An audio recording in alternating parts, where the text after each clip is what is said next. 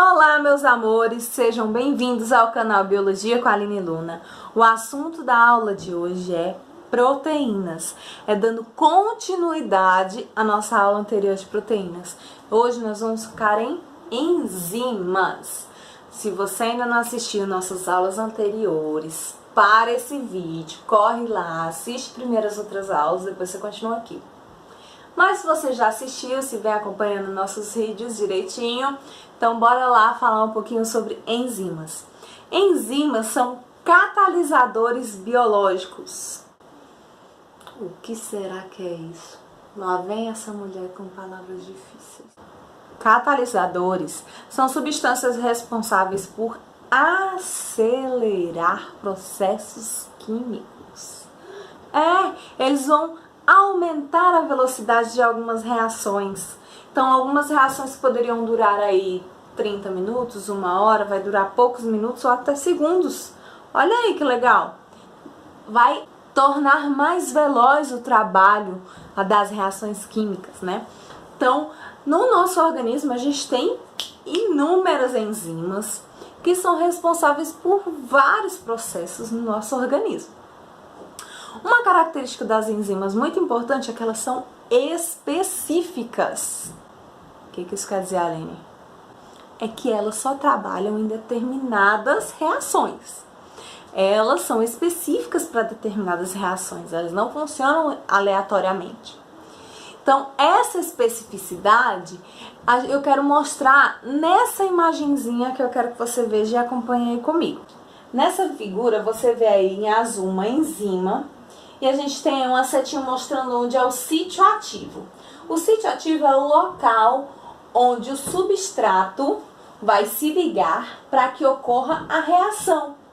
O substrato nada mais é do que a substância, o componente em que a enzima vai atuar. Então a enzima está aí na primeira imagem. Está separada a enzima e o substrato. Na segunda imagem eles já estão unidos e a gente consegue identificar que eles se encaixam perfeitamente. Nos livros didáticos a gente vê como o modelo de chave e fechadura, porque eles se encaixam perfeitamente. Por isso que a gente diz que eles são bem específicos. Na terceira imagem a gente vê o que? A enzima exatamente da mesma forma que ela estava lá no comecinho da reação. Porém, aquele substrato ele não está mais da mesma forma. A gente tem o produto da reação química, que aí no caso foi uma degradação, né? E a gente viu que houve uma reação química, mas é importante dizer que a enzima não sofreu absolutamente nada. O que eu quero dizer é que a enzima, ela aumenta a velocidade da reação química, mas ela não é consumida. Do mesmo jeito que ela entra para fazer a reação, ela sai da mesma forma. Quem sofre alguma alteração é somente quem? O substrato, que no final a gente tem ele como produto da reação. Outra coisa que eu quero mostrar para vocês é um gráfico que mostra a diferença da energia de ativação da reação química quando uma reação está acontecendo por si só e quando ela está acontecendo com a ajuda de uma enzima, para ver como ela diminui a energia de ativação de uma reação química. Se liga aí nesse gráfico. Muitas vezes, em algumas provas de Enem, de vestibulares em geral, eles usam esses tipos de gráficos para vocês analisarem e verificarem a presença ou ausência de algum tipo de enzima. Então a gente vê aí esse traço preto, a energia de ativação de uma reação sem catalisador, não há enzima agindo nessa reação. Porém, na reação tracejada de vermelho, a gente vê que há o uso de enzimas, de catalisador, que a reação ela ocorre com a energia de ativação bem inferior do que a outra reação. Isso quer dizer que as enzimas funcionam diminuindo a energia de ativação da reação, de forma que ela acelera essa reação.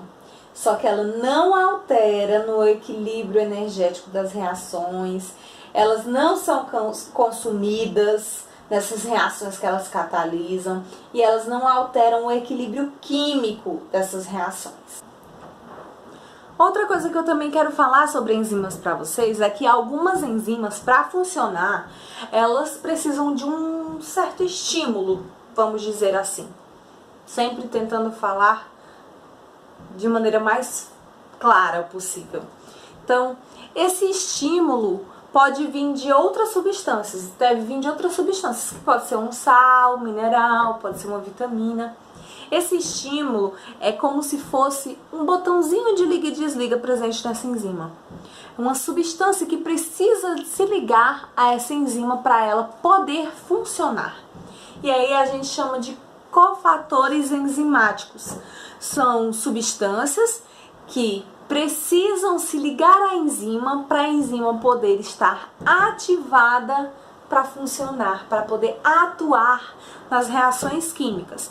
E aí a gente tem vários, como eu disse para vocês, alguns sais minerais funcionam como cofatores enzimáticos e algumas vitaminas também funcionam.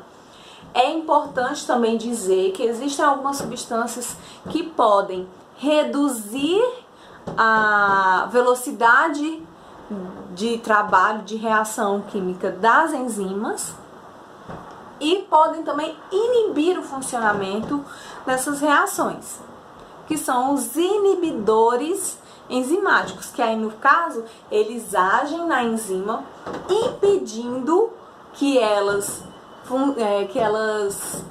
atuem nas reações químicas ou que elas reduzam a velocidade com que elas ajudam essas reações químicas. Quero mostrar para vocês também algumas classificações. Não são tão comuns, mas quanto mais informação, melhor. E alguns exemplos de enzimas para vocês também. Olha aí na classificação e nos exemplos. As enzimas, elas podem ser classificadas de acordo com o tipo de reação química que elas catalisam. Elas podem ser chamadas de oxidorredutases, quando elas fazem reações de oxidação-redução ou de transferências de elétrons. Podem ser chamadas de transferases, quando elas fazem transferências de grupos funcionais. Hidrolases, se elas fazem reações de hidrólises. Isomerases, se elas atuam em reações entre isômeros ópticos e geométricos. E ligases, se elas agem em reações de novas moléculas a partir da ligação entre duas pré-existentes. Vou colocar também o nome de algumas enzimas mais comuns para vocês associarem o nome delas às reações que elas catalisam. Temos aí a DNA polimerase, que ela catalisa a duplicação do DNA. A lactase facilita a hidrólise da lactose. A lipase facilita a digestão dos lipídios. Protease atuam sobre as proteínas. A urease facilita a degradação da ureia. A ptialina ou amilase, que atua na degradação do amido na boca. A pepsina ou a protease, que atua nas proteínas, degradando em moléculas menores. E a tripsina, que participa na degradação de proteínas que não foram digeridas no estômago. Existem também alguns fatores que alteram a atividade da enzima. Por exemplo, temperatura. Algumas enzimas têm uma temperatura específica para funcionar. E o detalhe, que eu já falei na aula anterior, temperaturas muito altas podem desnaturar enzimas. Lembrando que enzimas são proteínas. Então, temperaturas muito altas podem desnaturar, podem proporcionar alteração na sua formação e fazer com que ela fique inativa. Outra coisa que altera a funcionalidade das enzimas é o pH. Cada enzima tem um pH específico para funcionar. Então, o pH, ele também altera a atividade enzimática. Quanto mais tempo a enzima tiver em contato com o substrato, mais produtos serão produzidos. serão originados. E quanto maior a concentração de enzimas e de substratos, maior a velocidade da reação enzimática. Bom, gente, creio que basicamente é isso, um resumão. Vou fazer aí uma lista de exercícios sobre o conteúdo de proteínas, vou deixar no link do nosso vídeo. Espero que você tenha gostado, que tenha esclarecido suas dúvidas. Dá o seu like no nosso vídeo, compartilha para os seus colegas. Sempre, sempre lembre-se que seu resultado, o seu sucesso será proporcional à sua dedicação. Então dedique-se. Estude, seu sonho pode estar mais perto do que você imagina. Um grande beijo, até a próxima aula. Tchau, tchau.